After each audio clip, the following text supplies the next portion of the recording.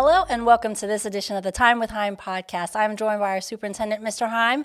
Welcome back, sir. Oh, thanks for having me. It's kind of, sometimes when things are going and you're progressing and you're having open discussions with people, sometimes you just need to clear the air a little, make sure everybody knows the page we're on. That's right. And we have a special podcast today, and we have some information that we just want to kind of clear up with our community and with our families and let them know what's going on. So let's just jump right into it and talk about the discussion with the Life Ready Center and what it looks like and kind of where we're going with it. Well, you got intertwined things. One is when you look at Lawton Public Schools, the first thing you got to know when I took the job, one of the challenges was Lawton has averaged losing over 300 students a year the last 10, 15 years.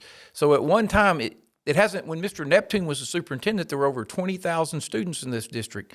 Mr. Beecham had over 17,000 at one time. Our count for the State Department this year was 12,652. So there's a lot of decisions you have to make when you start losing those kind of students. One of the challenges is what can we offer our students to challenge students to stay here and come here? And one thing we talked about was as our high schools get smaller, we have two 5As and a 6A now, and the 6A is small, they're getting close to a 5A. One of the things you do is you start losing course offerings, AP classes. So how can we share the best of what we have and make it available to all of our students? So we started coming up with the ideal for a Life Ready Center. And so that's kind of spurned into some of these rumors, and we'll try to answer those as you ask the questions today. That's right. And one of the questions that we have been receiving was the fact that they're hearing Tomlinson Middle School is closing. Well, and what does that look like? And see, that intertwines into another, and that's where you kind of get, as the superintendent, you got lots of issues at once you're trying to address. With the declining enrollment and losing that many students over time, looking at how you use your buildings in your district gets to be a challenge. One thing that happened to us this year with the pandemic is we had Washington and John Adams who didn't have enough enrollment or enough face-to-face students to have school in a traditional way. But what we have done is find a way to repurpose them. One challenge I feel I have as a superintendent is make sure we never abandon a building. Never make sure there's another Sweeney that used to be a really nice building that people had pride in that now has been run down because we have had to abandon it. We've repurposed Brockland. We got great plans, if you haven't seen them, to repurpose Douglas and turn it into a professional development center and make it a very usable building, not only for the school and the district, but the community. So as we look at some of the things that the future holds, one of those is it feasible to have 4 middle schools? Do our numbers hold for that? Is that where we should be? Because in this plan with the Life Ready Center comes offering more things for middle school students. And when you spread them out over 4 campuses, it's harder to offer than it would be for 3 campuses. So then we start having the discussion about a Life Ready Center, and we just start having a discussion about our middle schools and where that future holds. It does real quickly intertwine that Tomlinson would be a great space for a Life Ready Center. You could do a lot of things there. And so that's where those rumors go. So we're moving forward. We're looking at our numbers. We have a pandemic going on, so there's some things that could, we could slow down a little bit if we need to.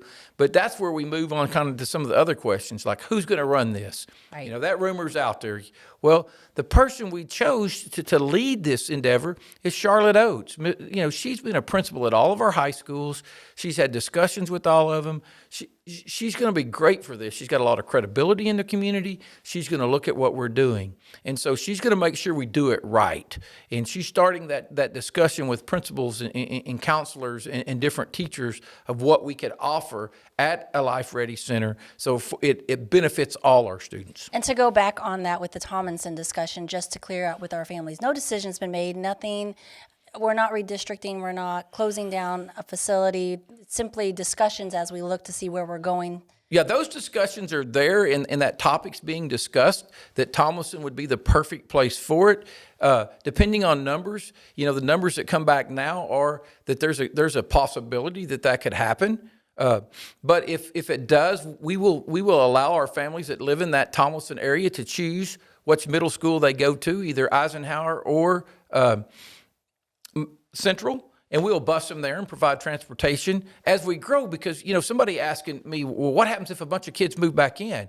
Well, that's why you don't abandoning buildings because, we had we had an ice, and luckily we had John Adams, and we didn't let it go to, let it waste down. We had a place to put students. So this would give us a space like that if that's where we go. And again, there's a lot of discussions going on what you're going to do, but you got to understand there are two different topics that become one topic.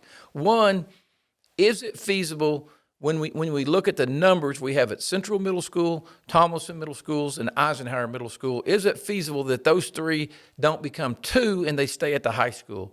One thing we've talked about is, what does this plan look like for all students? So when you talk about all students, we're working really hard on getting a maker space for all of our elementaries. And we've gotten a grant from the foundation for $50,000. We're putting in some money. We're requesting grants from other places to put a maker space with somebody to help operate that maker space, which is a science lab or a STEM lab at every elementary school. Then at the middle school, we are pushing down high school credits, classes for high school credit. We're going to expand the electives. And we're also looking at a technical application program so we can start introducing career tech programs to our middle school students so they have a better understanding if they want to go to career tech and what program they want to choose. And then at the high school, that expansion gets to be, what can we do for all students to share? In our district right now, I found this out after talking to the Eisenhower High School teachers, there's only one FCCLA teacher. And if you don't know, FCLA is what we used to call home ec and FACS. So we only have one teacher in a district. So if we had a central location that she could spend 2 hours, she could offer FACS, all of them, FCLA to our Lawton High kids and our MacArthur kids. It's an equity issue. Every student that goes to school at Lawton Public Schools should have access to the same high-level education. And how we make that happen, sure, it's going to take some moving around and making things happen.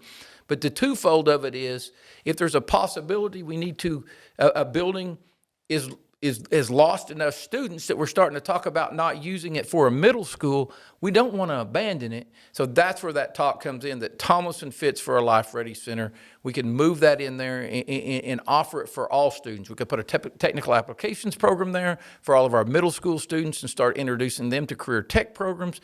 We could put in, a college university center. We could put an art gallery. We could bring in our FACS. We have we'd have an esports arena there. We could put a state-of-the-art science lab in there that all three high schools could have access to. The possibilities are unlimited for what it would do for all students. Another concern that came up in this weekend's discussions and talks was the fact that Tomlinson staff would be no longer, and that's not accurate at all. No, because obviously staff are tied to students. So the students would go, and in this year we have a lot of teachers that are eligible for retirement, a lot of teachers that are retiring, teachers that are just worn out because of the pandemic, and Lawton's always hired a lot of teachers. They would get to choose most likely what school district site they went to. And so no, we're going to need all the staff. We always need teacher shortage is a major issue. That probably ties into another one of your rumors on class sizes. You might throw that out there. Right, and that we were going to expand. So they talked about, what does it look like? Because if something does happen to Tomlinson Middle School, we're now going to Eisenhower Middle School and Central, and so those class sizes are going to expand. No, the class sizes, again, I've said this, I've met with most of the sites at a faculty meeting and met with the teachers, and hopefully people continue to send to info@lawtonps.org questions so we can answer them on these podcasts. Our class sizes are tied to finding quality teachers. The retention, the training and retention of teachers and recruiting of teachers is a bigger issue than class sizes, because we're not letting teachers go. We're going to keep adding teachers because we want to keep our class sizes. We want our middle school and high school classes at that magic 25. We want our elementaries at 20. The numbers get skewed a little bit. Our smaller elementaries hurt us a little bit because you might just have 2 first grades and there's 44 students, so there's going to be 22 where there's 40. And this pandemic's made that even worse because kids have moved back and forth from platforms. But our ultimate goal is to try to keep those numbers around. The hardest thing with keeping those numbers, not only are finding qualified teachers to teach those classes to keep numbers down, it's also making sure you have the space at that particular building to keep it down. And when we talk about services, special education was brought up. What is it, the fact that they're not going to be with the regular ed students and that their services will be cut? What is... That's probably the biggest challenge to me, because when I came on board, one of the things you do, and we've had different various programs, and one of the things I challenge the different educational leaders in this district is bring me the research, bring me your data, and bring me what research says about it. Special ed students, I think we got to expand our services to our special ed students. We got to make sure we're giving them, There's a lot of researchers out there. Doug Reeves is one, the oldest 4 into 4. They think every class ought to be taught like an AP class. Every class ought to be taught like a GT class. That good instruction is great for, great instruction is good for all students. So, we are looking to expand it. I think that one's just the reverse. We're looking to make sure all of our special ed kids are in regular classrooms that are in the mainstream and getting served by the great teachers we have. Now, when we're talking about keeping in services with students, I know that there have been committees that are being discussed and students participating so that they can take control of their education and what it looks like. Can you share more about what that is? And that's probably the next step to this Life Ready Center as we develop it. And it gets to be, it's a great undertaking. And we didn't even talk about, this is a partnership with Cameron and Great Plains. We have met with Cameron and Great Plains. We've met with the principals on how we make this. They're both willing to put programs on site as we move forward with this. So it becomes a numbers game in a hurry, if our students are involved. So, the big thing is, as we look at our 7th and 8th graders, what are their interests? When we talk to 7th and 8th grade parents, and I talk to 7th and 8th graders now, I don't see that they get a lot of choices. That goes back to the reading you talked about. Yes. We talk about reading. Does every 7th and 8th grader, 6th grader need reading? It's going to be an elective, and it needs to be an elective that helps our struggling readers get better, and we improve. We always want to have classes to improve reading. But does that have to be an elective for every student? If a student's reading at the college level, why can't they take a foreign language in middle school? Why can't they go ahead and take a higher level math? Or why can't they take a higher level science? Why can't they take a computer applications, a true coding class? And so that's what we want, is we have to develop an interest level for our students. Our students, and it gets difficult because it's a flip in a mindset. We got to find out what our students want and go from there and try to develop a curriculum around our students. And again, we're the adults. We have our counselors. We have our teachers. Their opinion matters in molding how that looks. But so reading's not going away. No, reading's not going away. It's just it's not going to be a required. It doesn't have to be a required, because when you require it, some students don't need it. Some do need it. So no, reading is going to stick around forever. I mean, reading should, There's no reason not to keep reading. Now, when we're talking about staff and moving and buildings changing, that also brought up something about principals at buildings and the fact that you don't like them being there too long. And that's just the opposite. The people that are in my leadership meetings will tell you, I think that's one of the issues Lawton's had, is moving principals around. Sometimes you get instances where great principals move forward, because you can kind of look what's happening in our high schools this year. Dr. Pacino went back and got her doctor's degree. She wanted to move into the central office. She's been at the high school level, no different than I was a high school principal at one time, and I moved to the central office. She chose to take that promotion to executive director and work with our CFO and learn school finance, which is, there's nothing wrong with that. That's part of it. Miss Oates, she's worked at Lawton. She's been a principal of all of our high schools. She's retired before. She told me the next time she retires, it'll be her 3rd or 4th time to retire. She was at the end of her career, but when we started talking about the Life Ready Center or the STEM Center and we started giving it names, she just lit up. And that's what makes this thing so exciting, is because if we give her the space, and if she has that space at Tomlinson and she has the teachers on board, and we continue to grow that with Great Plains and the career tech, it's going to be unlimited, the opportunities we can offer all of our kids. We don't want this, we could have an art gallery there. We can put some VOAG classes there. Even our advanced ROTC classes could be there. I mean, we talked about a kitchen as well. The kitchen there for FCCLA, it's unlimited what we can do for the students of Lawton. There's no reason that a MacArthur student is allowed to take a class that an Eisenhower student can't take, if we can find a way to make this happen. And obviously there's bumps and bruises, and it's not that repurposing or using Tomlinson is a choice you make, but the reason that choice is made is not because you want to put a Life Ready Center there. It's because Tomlinson, the student load and the number of students in Tomlinson right now is an all-time low. And if that number continues to drop, which it looks like it is, then you have to find a way to give them better services. Somebody told me last year they struggled.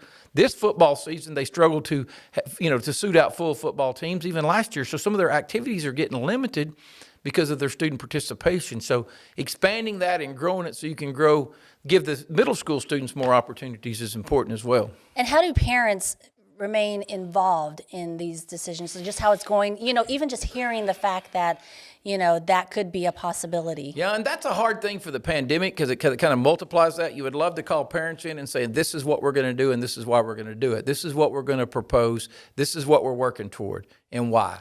We want to give more opportunities to our kids pre-K through 12. We want to expand engineering.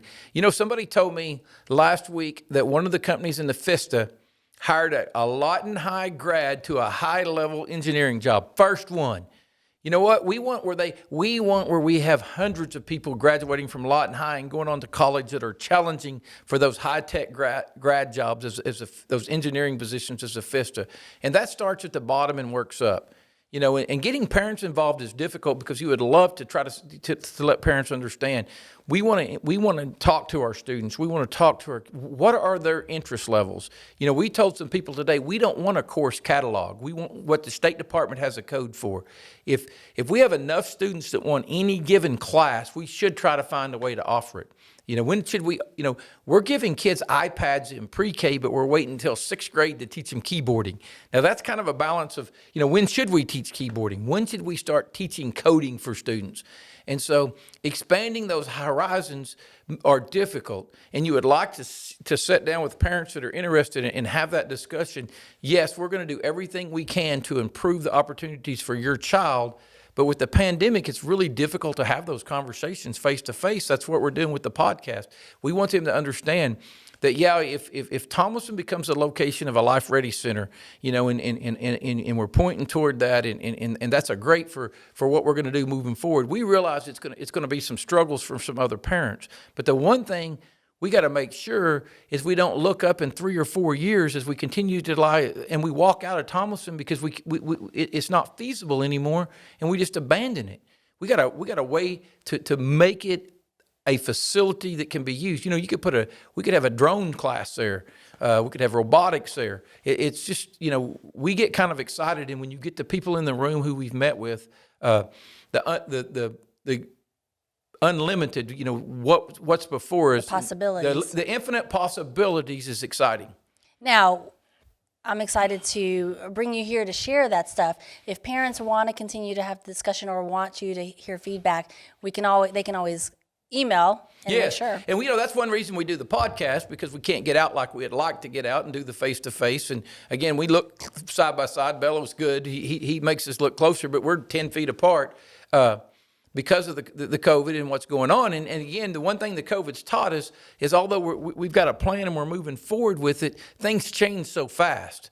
I mean, where are we going to be in April? Where are we going to be in May? Right now, things are pointing really good that we're going to be back to norm in August. If we're back to norm in August, man, it would be exciting if we could get the ball rolling on this Life Ready Center and our TAP program and our maker spaces all the way through, and we could start working to offer more opportunities for the Lawton Public School students. Obviously, if this COVID spikes and we go back home for a while, it's going to slow it down. Even for parents right now, we're working on enrollment to find out, do they want to do virtual? Do they want to do traditional? Do they want to do blended? We're going to start sending those surveys out. So send your questions and your thoughts to info@lawtonps.org.